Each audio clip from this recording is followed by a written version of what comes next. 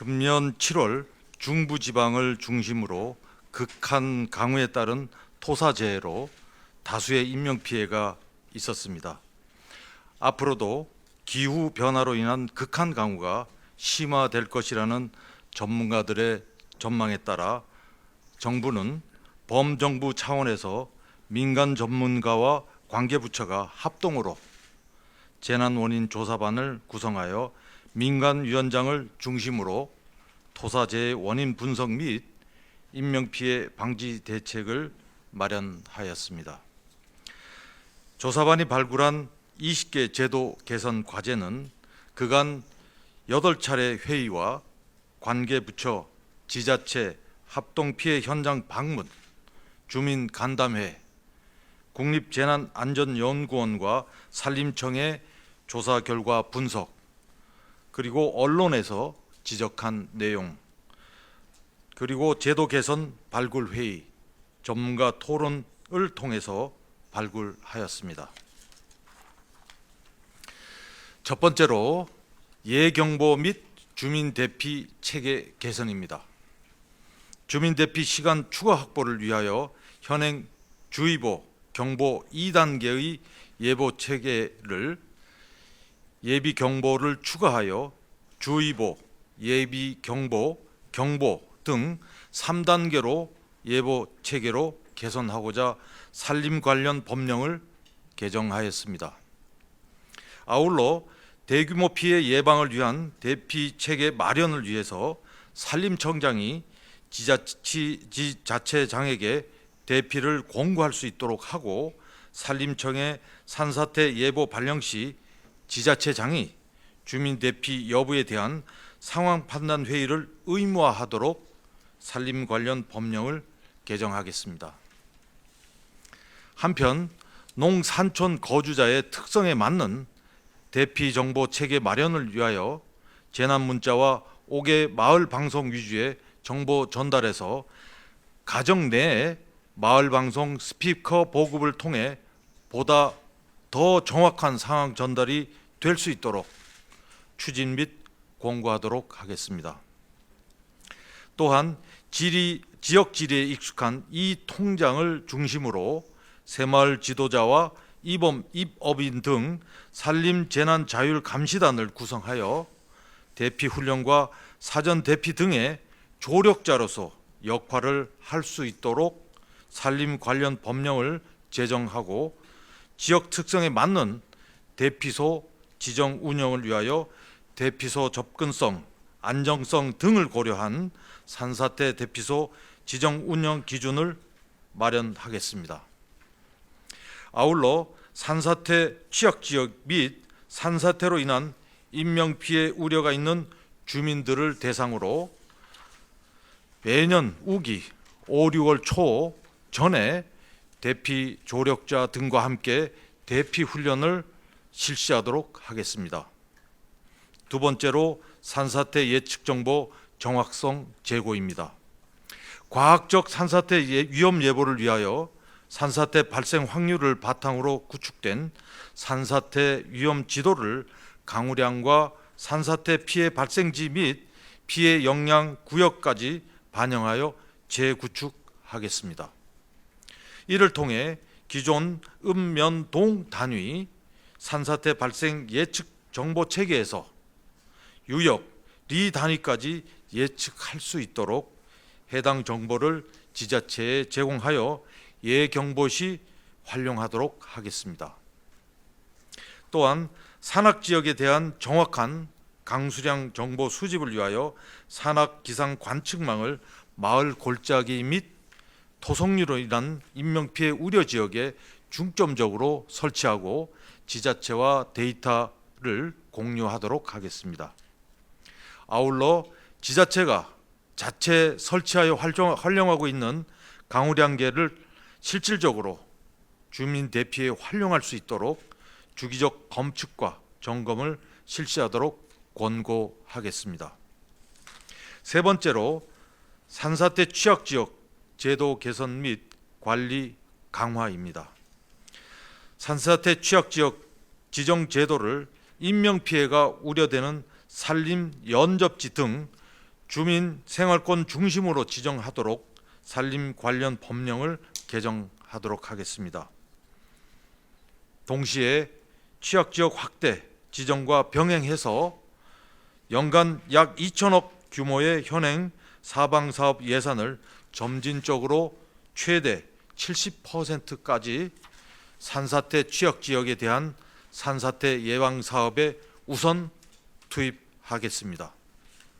아울러 임도로 인한 산사태 피해 예방을 위하여 임도 하류부 주택 등에 대한 피해 영향 등을 평가하여 반영하도록 산림자원 관계 법령을 개정하도록 하겠습니다.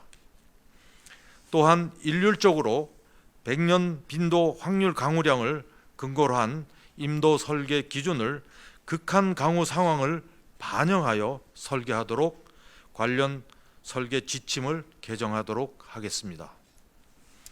네 번째로 급경사지 및 비탈면 관리 개선입니다. 급경사지 및 도로 비탈면 관리 사각지대 해소를 위하여 미등록 급경사지에 대한 실태 조사를 통해 관리 대상을 확대 발굴하고 동시에 급경사지 지정 기준인 경사도, 높이 등을 개정을 하여 관리 대상을 확대하도록 급경사지 관련 법령을 개정하도록 하겠습니다. 또한 도로 비탈면에 대해서도 전문 기관을 통해 전체 비탈면을 대상으로 기초조사를 실시하고 비탈면 상대평가, 보수보강 우선순위 결정 등을 위한 도로 비탈면 종합관리계획을 수립하도록 하겠습니다.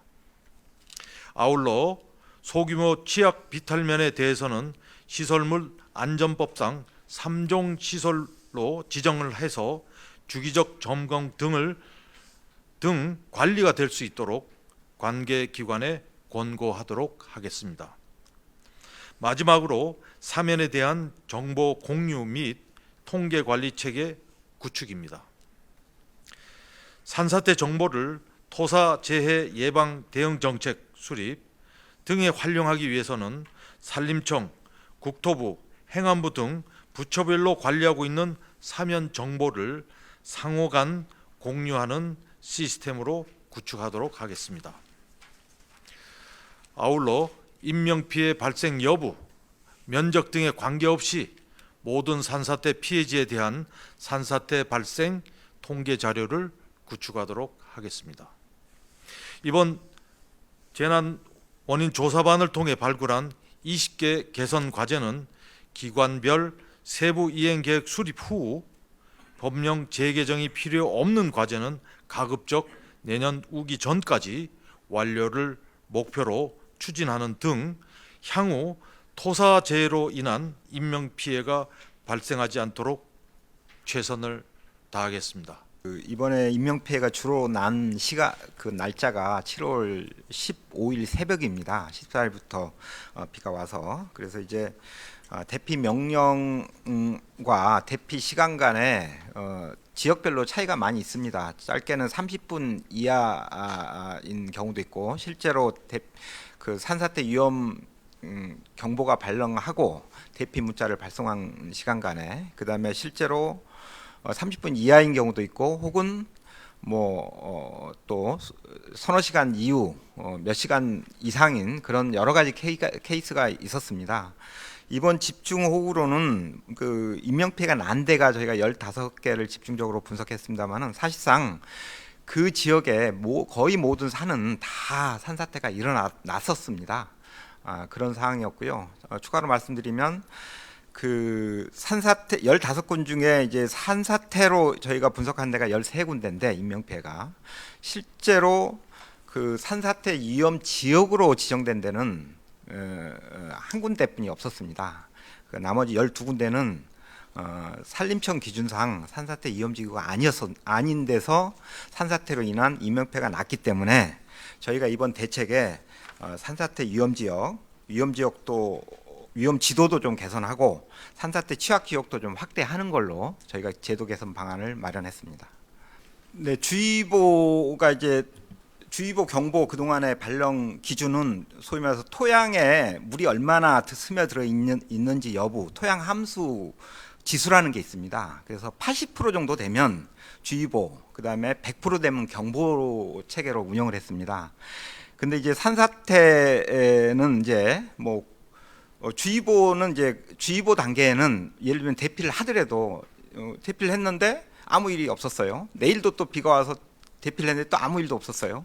이제 그런 경우가 많이 그런 가능성이 상당히 많습니다. 주의보에서 실제로 안 무너질 가능성이 많고 다만 이제 100%대는 이제 무너질 가능성이 상당히 많은 거죠. 그랬을 때를 전제로 그동안에 운영을 했는데 90%여도 토양 함수 지수가 90%여도 위험성이 인정된다는 전제하에 저희가 예비 경보 단계를 좀 신설해서 90% 정도 토양 함수 지수가 90% 정도 되면 대피 명령을 지자체가 물론 상황 판단 회의를 해야겠습니다만은 상황 판단 회의를 해서 대피를 해야겠다 하면은 대피를 시키는 걸로 이렇게 하도록 개정했습니다. 네, 대피 사실 대피만 잘하면 뭐 집은 무너져도 인명피해는 이제 없을 수도 있는데요. 저희가 그렇기 위해서 이제 우기 전에 한번 대피 훈련을 전국적으로 한번 할 겁니다. 우기 전에 한번 할 거고요.